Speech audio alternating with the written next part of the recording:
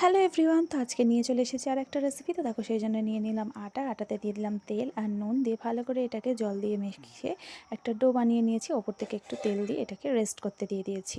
এবারে নিয়ে নিলাম পেঁয়াজ কুচি, কাঁচা লঙ্কা কুচি আর কারি পাতা কুচি।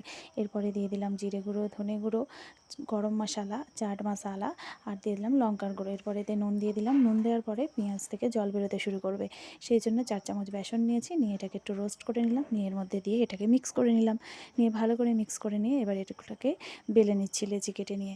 মাঝখান দিয়ে পুর দিয়ে দিলাম। দিয়ে এইভাবে দুদিক থেকে নিয়ে সাইড দিয়ে মুড়ে নিলাম। নিয়ে পুর বানানো আমার রেডি হয়ে গেল। তো এবারে এটাকে বেলে নেব। তো দেখুন এইভাবে এবার এটাকে আমি বেলে নিচ্ছি। পাতলা বা মোটা করবো না, মিডিয়াম সাইজের করে নিয়েছি।